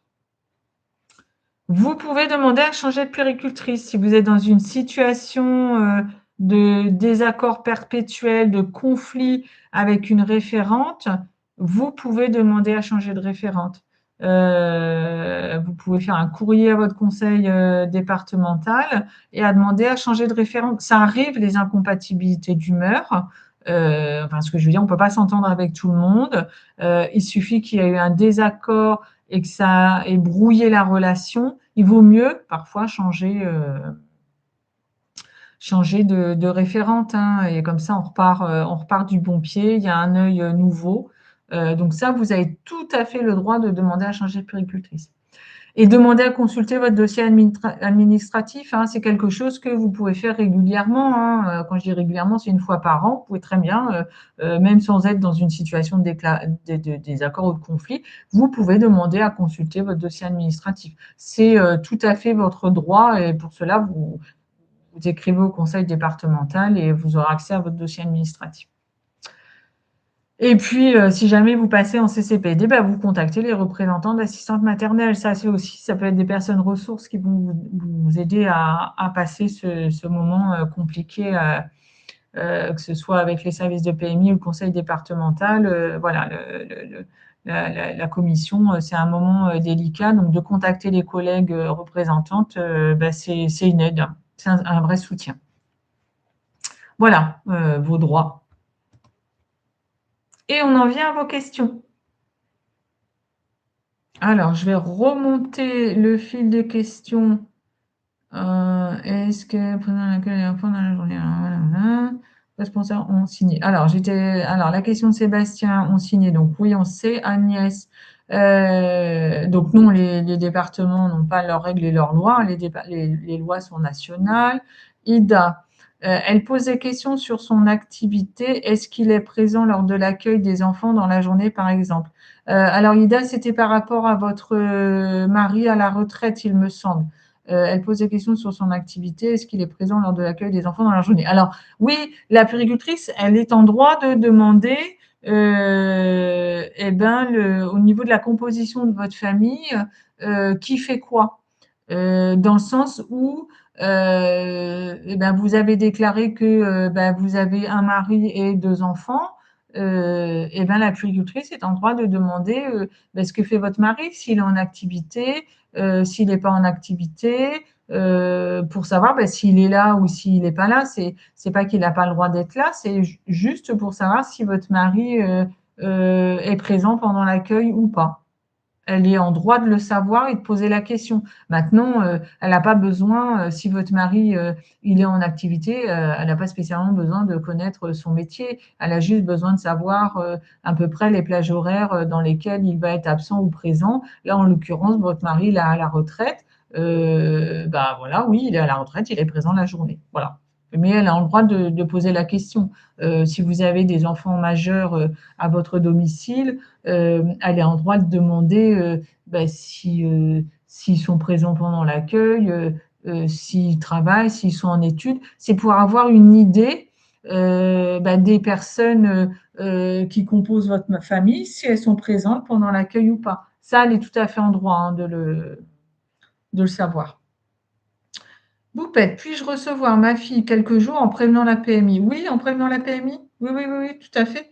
Votre fille, elle vient, vous donnez l'identité de votre fille à la PMI en disant qu'elle sera présente à votre domicile pendant quelques jours. Maintenant, ce qu'il faut savoir, c'est que pendant le temps d'accueil, ben, la priorité est aux enfants que vous accueillez. Donc, il ne faut pas que la présence de votre fille perturbe, oh là, perturbe eh ben, l'accueil des enfants et puis votre disponibilité aux enfants. Mais oui, tout à fait, vous pouvez accueillir votre fille. Ida, petite piscine, on a reçu les informations du RPE. Ah, Ida, c'était pour les jeux d'eau, petite piscine. Alors normalement, les petites piscines, la consigne, c'est rempli le matin, c'est vidé le soir et c'est une activité qui est faite eh ben, en votre présence, bien évidemment, et puis qui mérite toute votre attention. Donc là, non, et ça doit être fait avec l'accord des parents. Donc là, je ne parle pas d'une piscine où on rentre à 4 ou 5. Hein. C'est vraiment la petite piscine avec deux boudins pour les enfants. Hein. Ça, a priori, normalement, ça n'a pas à être interdit. Souvent, la consigne, si on la vide le soir. Voilà. Boupette, elles m'ont dit que le jardin fait partie intégrale de la maison et que j'ai l'obligation de donner accès aux enfants. Non, Boupette, vous n'avez pas l'obligation. Donc, euh, c'est comme dans votre maison, toutes les pièces de votre maison ne sont pas partie intégrante de votre maison et donc accessibles aux enfants. Vous pouvez très bien ne pas donner l'accès aux enfants à votre cuisine, par exemple. Il y a des cas d'assistantes maternelles eh ben, qui ont un ou deux chiens et les animaux, elles font le choix. Donc, c'est l'assistante qui fait le choix, l'assistante maternelle qui fait le choix de mettre le chien dans la cuisine avec un accès au jardin et les enfants n'ont pas accès à la cuisine. Donc là, la cuisine, elle est fermée à clé, il y a une barrière qui est fermée à clé et les enfants n'ont pas accès à la cuisine. Voilà, donc ça, c'est tout à fait acceptable. Eh ben, le jardin, c'est comme la cuisine. Si vous n'avez pas envie de donner l'accès au jardin aux enfants que vous accueillez, eh ben, vous ne le donnez pas. Il n'y a aucune obligation là-dessus. Grandir dans la ville et comment faire quand chaque puéricultrice n'a pas le même son de cloche. Alors là, dans ces cas-là, eh ben, hop, on appelle, on fait un courrier au conseil départemental qui doit arbitrer. Alors déjà, pas le même son de cloche. Déjà, selon ce qui diffère, eh ben, vous vous référez au référentiel national de l'agrément. D'accord? Ça, c'est votre Bible, j'ai envie de dire. Et sinon, bah, c'est le conseil départemental qui doit trancher. Donc là, c'est le cas typique où eh ben, il faut contacter le conseil départemental au service agrément et dire voilà, exposer votre situation et puis dire ben voilà, on fait quoi quand on a plusieurs avis. Et ensuite, moi, elle voulait mesurer la pièce à vivre. A-t-elle le droit? Bon, si elle veut mesurer, oui, mais elle ne doit pas en déduire qu'elle est trop petite ou trop grande. D'accord? Donc oui, si ça lui chante, elle peut mesurer. Par contre, il n'y a pas tant de mètres carrés à avoir. On ne peut pas imposer. Euh, alors, Patras 75, dans le Gers, elles imposent un max de 2 enfants par chambre. Les miennes font 12 et 14 mètres carrés. Les lits sont perdus dans ce grand espace. Alors non, elles n'ont pas le droit. Donc, on parle bien d'un accueil à domicile, hein, Patra 75. Hein. Là, on ne parle pas d'une MAM, d'une maison d'assistante maternelle. Hein. Dans un accueil au domicile de l'assistante maternelle, on ne peut pas imposer un nombre d'enfants par chambre, un maximum, un minimum. Vous faites ce que vous voulez tant que les règles de sécurité sont respectées. D'accord? Jessica, on m'avait dit que je ne pouvais pas me déplacer à plus de 15 kilomètres de mon domicile. Est-ce vrai? Non, c'est pas vrai. Pareil, il n'y a pas un nombre de kilomètres. Non, non, non, vous faites autant de kilomètres que vous voulez, en gardant en tête l'intérêt des enfants, leur sécurité et évidemment l'autorisation des parents. D'accord? Pour la réponse pour recevoir une ASMAT. Cependant, j'avais déjà demandé à la puère, on m'a bien répondu que ça pouvait aller jusqu'au retrait de l'agrément. Oui, mais euh, alors Nathalie, oui, parce que ça c'est quelque chose euh, qui fait peur aux services de PMI et quelque part on peut les comprendre parce que le fait d'autoriser les assistantes maternelles à se réunir, c'est prendre le risque que on ait une petite perte de contrôle et que ça parte dans tous les sens. Donc en général, les puéricultrices sont très très prudentes. Donc, la prudence peut s'exprimer par le fait d'aller dire dans ces cas-là, on vous retire votre agrément. Donc, non. Ce qu'il faut, c'est qu'il faut bien respecter la capacité d'accueil de l'assistante maternelle qui reçoit. D'accord? Donc, forcément, on ne va pas très souvent chez la collègue. Hein, vous avez où on ne reçoit pas souvent les collègues parce que, en général, quand vous êtes agréé pour accueillir 4 enfants simultanément, majoritairement, vous avez au moins 3 ou 4 enfants en accueil tous les jours. Votre collègue, c'est pareil. Donc, les occasions de se retrouver chez l'une ou l'autre sont quand même très, très limitées.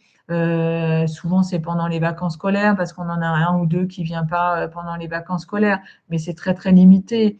Mais c'est vrai que c'est une situation qui est difficile à contrôler pour les services de PMI. Donc, en général, on peut comprendre qu'ils sont un peu frileux parce que il faut savoir aussi qu'en termes d'assurance, il faut être vraiment sûr que votre assurance professionnelle, elle prendra éventuellement en charge un accident qui se produit chez vous avec un enfant que vous n'accueillez pas, mais un enfant de la collègue.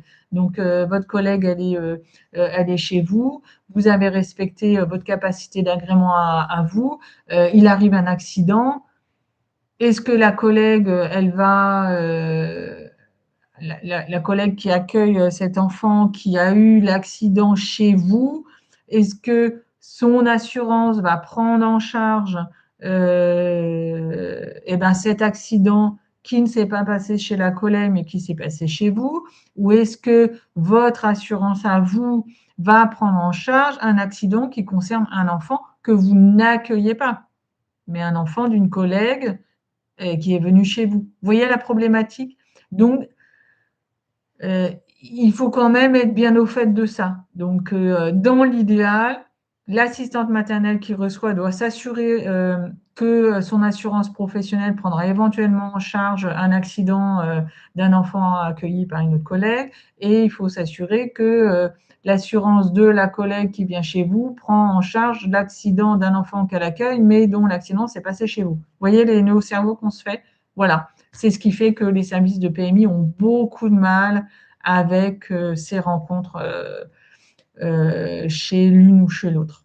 Elle préfère 1000 fois vous voir au relais petite enfance parce que bah, là, voilà, tout est carré, tout est planifié, etc.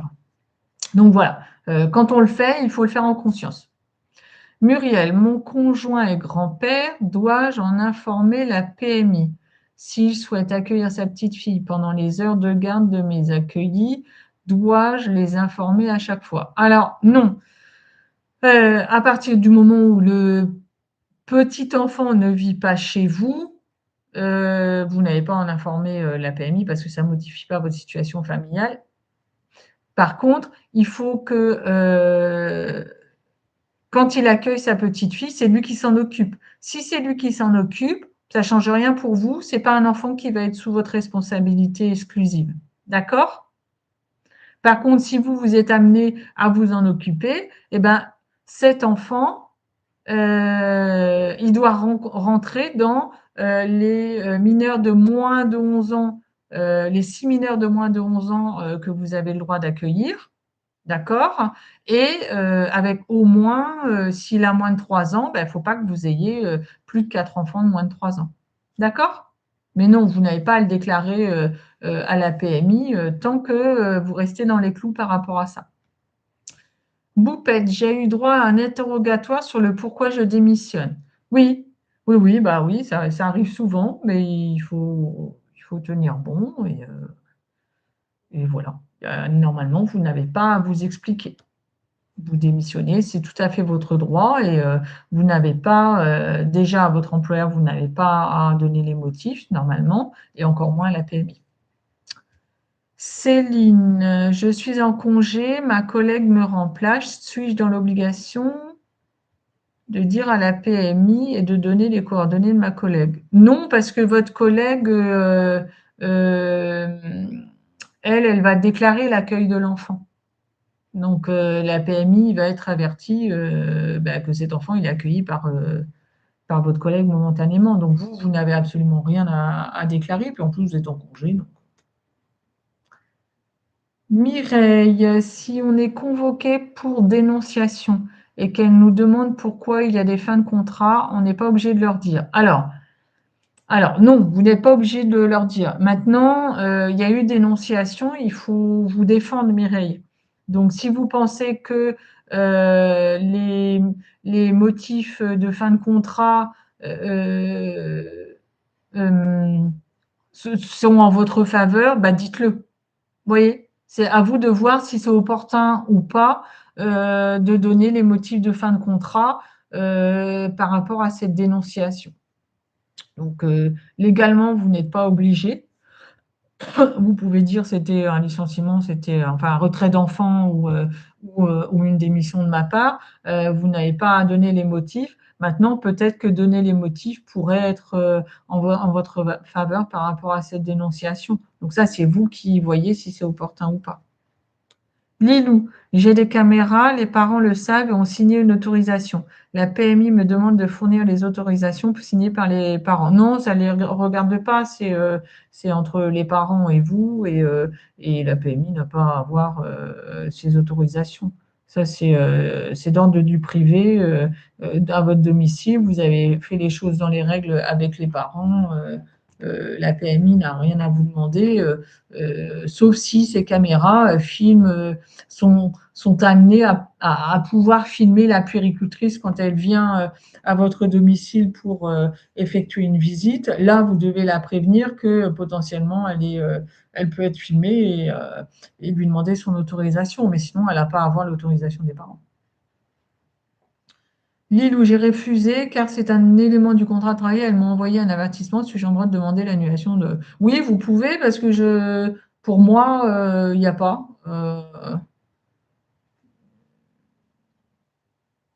Oh, j'ai perdu le fil. Pour moi, il n'y a pas à avoir. Vous n'êtes pas dans le. Oui, voilà, ça y est, j'ai retrouvé, j'ai refusé, voilà. Non, non, non, je vois pas pourquoi vous avez eu. L'avertissement, c'était parce que vous avez refusé de donner les autorisations que les parents vous avaient transmises. Non, je vois pas pourquoi vous avez eu un avertissement. Oui, oui, oui, vous pouvez contester, tout à fait.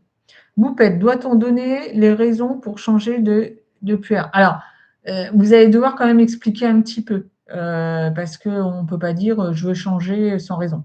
Donc, vous pouvez expliquer sommairement les raisons qui vous poussent à changer de référente. C'est important, ça donne. Bah, c'est important que le conseil départemental ait des éléments par rapport à votre demande. Carole, suite à un arrêt, la PMI est venue me rendre visite car elle avait eu connaissance de mon arrêt. Bon, alors, un arrêt de travail, hein, pas un arrêt de votre activité, Carole. Si c'est un arrêt de travail, elle a eu connaissance de votre arrêt. Alors bon, par qui? Si c'est vous qui les avez prévenus, bon. Si c'est quelqu'un d'autre, bon, bah, il y a un manque de discrétion. Si c'est une collègue ou quoi, il y a un manque de discrétion professionnelle. Maintenant, bah, elle est venue vous rendre visite. Si c'est pendant votre arrêt, vous n'étiez pas obligé de la recevoir.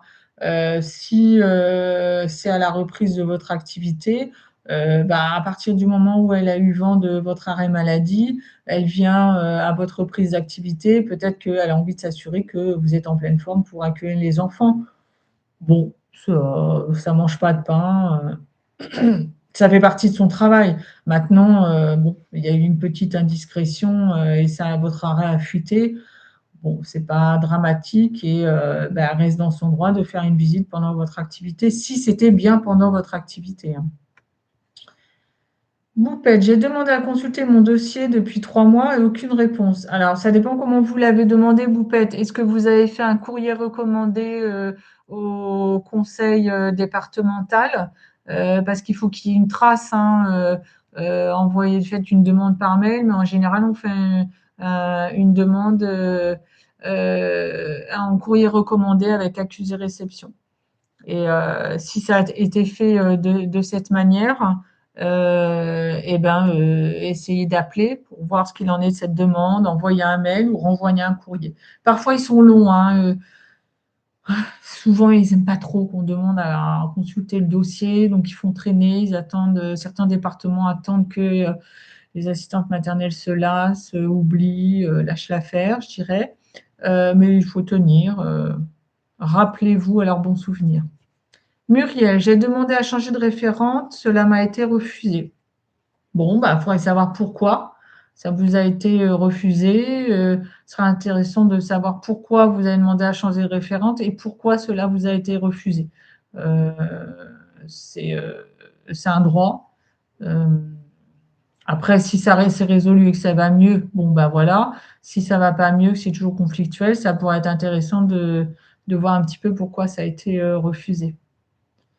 Dans le cadre d'un renouvellement, la PUA peut-elle prévenir de sa venue ou peut-elle faire une visite surprise? Bah, les deux. Les visites n'ont pas à être. C'est pas une obligation pour les services de PMI de prévenir quand ils font une visite. Donc, peu importe le motif, hein, renouvellement, demande d'agrément, etc., il n'y a pas. Ils n'ont pas obligation de vous prévenir à l'avance. Donc, non, ils n'ont pas à prévenir. C'est l'un ou l'autre. Patras, toujours pour un rendez-vous de renouvellement, puis-je refuser le rendez-vous à telle date au motif que j'ai un atelier au RPE ou à l'assaut des nounous, demander une autre date? Oui, bah oui, après, c'est pas une convocation, hein, c'est un rendez-vous. Donc, c'est un échange, il faut trouver le moment qui convient à tout le monde. Et en effet, bah, un atelier RPE, bon, c'est important. Donc, après, c'est vous qui choisissez. Si vous sentez que c'est quelque chose qui fait que vous ne serez pas disponible, bah, vous dites que vous n'êtes pas disponible ce jour-là et que vous préfériez expliquer. expliquer que pour vous, ces rendez-vous-là, l'atelier du RPE ou à l'association des assistantes maternelles, c'est un moment important pour vous les enfants et que vous préférez que ce rendez-vous de renouvellement se passe à un autre moment. En général, quand c'est expliqué, c'est tout à fait compris, hein. Après, voilà, si la puéricultrice est vraiment très occupée et qu'elle a que ce jour-là, à vous de voir si vous pouvez renoncer à ce rendez-vous ou pas. Mais c'est un échange, hein. Ces rendez-vous se préparent à ce moment-là, hein, à la prise de rendez-vous, hein. Si on est ouvert à la discussion, etc., ça se passe toujours un petit peu mieux après, hein. Lilou, si mes beaux-parents viennent passer plusieurs jours exceptionnels à la maison et que les parents sont OK, la PMI veut que je transmette l'attestation d'honorabilité. Est-ce la réglementation? Alors non, l'attestation d'honorabilité, Lilou, ça ne concerne que les personnes qui vivent dans votre foyer. D'accord? Donc vous avez juste à déclarer la présence de vos beaux-parents quelques jours chez vous. Alors après, ça dépend ce que c'est quelques jours. Si vos beaux-parents viennent 3 jours, il n'y a pas vraiment lieu de déclarer leur présence, mais il faut bien que vos beaux-parents soient conscients que pendant le temps d'accueil, eux, faut pas qu'ils soient là, quoi. Il faut, bah, vous êtes quand même en situation de travail. D'accord? Maintenant, si c'est une semaine ou 15 jours, eh bien, vous prévenez, vous prévenez la PMI en disant que vos beaux-parents restent tant de jours et vous envoyez les coordonnées de vos beaux-parents à la PMI. Et non, l'attestation d'honorabilité, c'est pas pour eux, hein. Eux, ils ont besoin d'avoir les coordonnées et après, ils se débrouillent. Mais vous n'avez pas à fournir l'attestation d'honorabilité pour les gens qui viennent chez vous. Ida, les volets ne doivent pas être complètement fermés à cause de la mort subite du nourrisson. On doit pouvoir vérifier sa respiration et sa couleur de peau. Oui, oui, oui, c'est pas mal. Grandir dans la ville. Ils m'ont refusé une dérogation fratrie pour faute de place dans la pièce à vivre. Oui, alors c'est subjectif, hein, en effet, hein, à partir du moment où ils peuvent pas imposer le mètre carré. Ça dépend comment c'était formulé. C'est étrange, faute de place dans la pièce à vivre, ça pourrait être un peu plus détaillé. Maintenant, si c'est formulé comme ça, c'est difficilement contestable. Il faut en savoir un peu plus par rapport à votre pièce de vie, etc. Nathalie, j'ai ma maison en vente. Quand elle sera vendue, que devient mon agrément pendant la construction de mon autre maison? Suspension. Nathalie, plusieurs solutions s'offrent à vous. À partir du moment où votre maison sera vendue, comme votre agrément il est lié à votre adresse, votre agrément ne sera plus valable. Donc ça va être comme un déménagement. J'imagine que pendant la construction de votre autre maison, vous allez bien habiter quelque part. Donc, est-ce que cet endroit de transition, c'est un endroit où vous pourriez éventuellement être agréé, accueillir les enfants ou pas? Après, c'est aussi une histoire de délai, parce que la suspension, c'est 4 mois maximum. Donc, entre la vente de votre maison actuelle et la construction de votre future maison, il ne faut pas que il se passe plus de 4 mois si le domicile de transition ne peut pas être agréé. Vous voyez ce que je veux dire? Au-delà de 4 mois, ils vont devoir vous retirer votre agrément et vous allez devoir tout refaire. Il faudrait peut-être que vous demandiez à être agréé dans votre logement de transition si c'est possible. Comme ça ne fait pas d'interruption. Mais la suspension, c'est 4 mois, pas plus. Grandir dans la ville, peut-on s'adhérer à SMAT? Je ne comprends pas. Grandir dans la ville. Une petite précision. Hop, j'ai perdu le fil. Demander à 3 mois. Alors, attendez, j'ai perdu le fil de vos questions. Mes beaux-parents. Ah oui, voilà. Quels sont nos recours quand les parents nous enregistrent en micro-espion dans le doudou, le sac? Porter plainte, Agnès. Faut porter plainte. Voilà. Après, éventuellement, si la confiance est rompue, ben, faut arrêter le contrat. Mais il faut porter plainte parce que ça, c'est interdit d'être enregistré à son insu.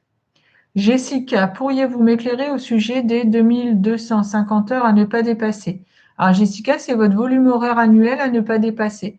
C'est votre temps de travail, donc tout contrat confondu, sur 12 mois, vous ne pouvez pas faire plus de 2250 heures.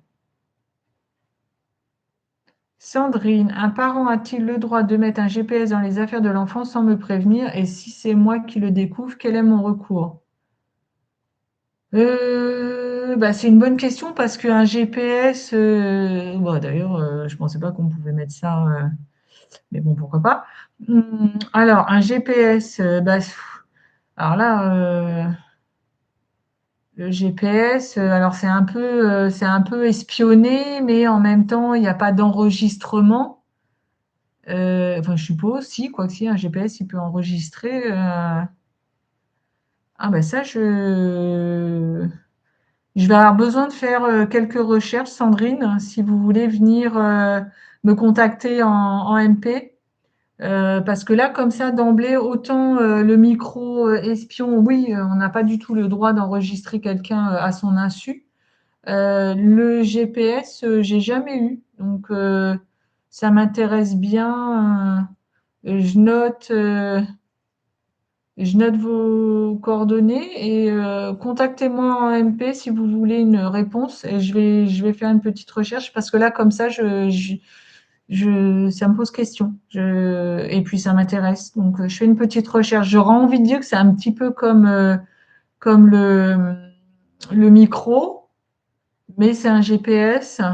Après, si vous le découvrez, bah, le problème, c'est déjà, on est dans un problème de confiance. Donc là, pour le coup, ça va être compliqué.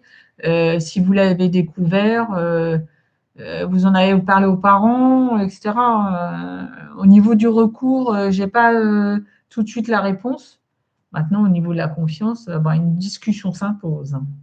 Boupette, s'il a pu dans son rapport, a délibérément menti à mon sujet, quel recours? Euh, bah, ça dépend de quel ordre.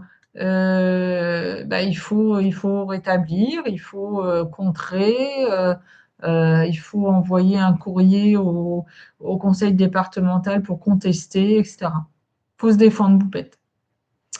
A-t-on obligation d'ouvrir lors des visites inopinées? Oui, si vous êtes en situation de travail. Si vous avez des enfants en accueil, vous êtes obligé d'ouvrir si la puéricultrice se présente à votre domicile de façon inopinée. Ça, oui. Par contre, si vous n'êtes pas en situation d'accueil, non, vous n'avez pas obligation d'ouvrir. Alors, vous pouvez ouvrir et lui dire non, je ne suis pas en situation d'accueil, je ne peux pas vous recevoir. Maintenant, si vous êtes en situation d'accueil, vous ne pouvez pas dire non, hein. Perso, ça sonne souvent à ma porte et je ne vais pas toujours voir. Bon, alors, après, faut savoir que quand vous êtes en situation d'accueil, vous êtes obligé d'ouvrir. Maintenant, ça peut arriver. Il y a un jour, bah, vous n'êtes pas là, vous êtes parti en balade, vous êtes à un atelier du RPE, vous êtes en activité à la maison, vous n'avez pas entendu sonner. Bon, bah, ça arrive. Maintenant, il ne faut pas que ce soit à chaque fois. Parce que là, ça peut être considéré comme un refus délibéré de ne pas recevoir la puéricultrice. Nathalie, quels sont les motifs que la PMI peut mettre en avant pour refuser une extension de 3 à 4? À partir de combien de mois travaillés peut-on demander une extension? Alors, deuxième question, à partir de combien de mois travaillés? Il n'y a pas. Vous pouvez commencer votre activité et demander tout de suite une extension. D'accord? Donc ça, je dirais que eh ben, certains départements vont dire ah ben non, il faut un mois, un an d'exercice, etc. Il n'y a pas de règle. Vous demandez quand vous avez envie. Et quel motif? Alors là, la liste des motifs pourrait être longue. Les motifs, ça dépend de votre cas. C'est compliqué de répondre à cette question. Ce qu'il faut, c'est qu'il y ait un motif, qu'il y ait un motif. Un refus doit être motivé. Alors, évidemment, il faut que ce soit un motif valable, mais un refus doit être motivé. Donc, après, la liste des motifs, il y en a plein. Marois, bonjour. Concernant la période d'arrêt, sur le formulaire de renouvellement, on a une question pour donner les détails. De date à date, est-ce normal? Oula. La période d'arrêt de travail? Oui, il n'y a pas ça sur le CERFA. Je comprends pas. Si vous pouviez, Marois, préciser ce que vous appelez par période d'arrêt. Alors, dernière question. Bonsoir. Alors c'est Nadine. Pourriez-vous me dire le tarif horaire maximum pour un contrat en année complète à 45 heures semaine? Alors, Nadine, il n'y a pas de tarif horaire maximum. Enfin, il n'y a pas. Pour que le parent soit bénéficie de la CMG, le tarif horaire maximum, c'est 8 euros à indemnité comprise par heure. Donc voilà, c'est tout ce que je peux vous dire, Nadine. Voilà, je pense qu'on a fait le tour des questions. Voilà, je pense qu'on a fait le tour des questions. Non. Euh, Grandir dans la vie. Est-ce que la PMI doit nous avertir quand notre puéricultrice est en longue maladie, sachant que nous l'avons eu sur le bouche à oreille? Non. Ben non, hein, tout comme vous, vous n'avez pas à avertir la PMI que vous êtes en arrêt longue maladie, congé maternité ou quoi. Eh ben, la PMI n'a pas à vous avertir que votre puéricultrice est en longue maladie. Si vous avez besoin de contacter votre puéricultrice, si elle n'est pas disponible, il y en a forcément une qui va vous se rendre disponible pour vous. Donc non, il n'y a pas d'obligation de vous avertir, vous, que votre puéricultrice est en longue maladie. Voilà, c'est comme vous.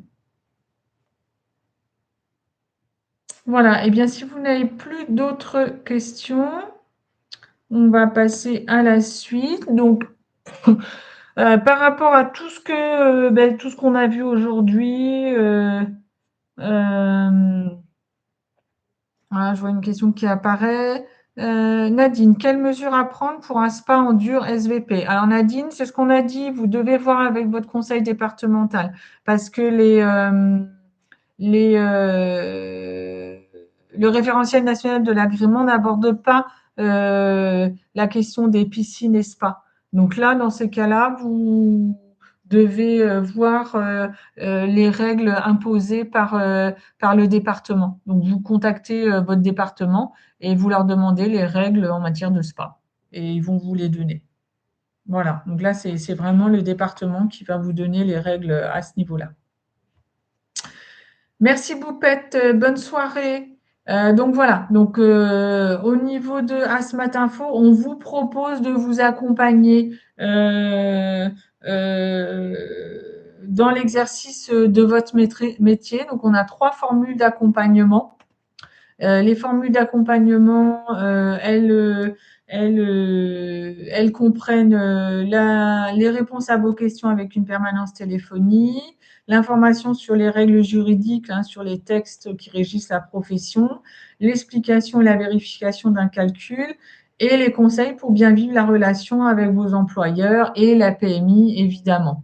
Donc, si vous avez besoin d'un accompagnement personnalisé, rendez-vous sur notre site asmatinfo.com. Et merci pour votre participation. Merci à toutes. Merci pour toutes vos questions. Merci d'avoir été si nombreuses. Passez une bonne soirée et puis à bientôt sur les réseaux et sur le site d'Asmat Info. À bientôt.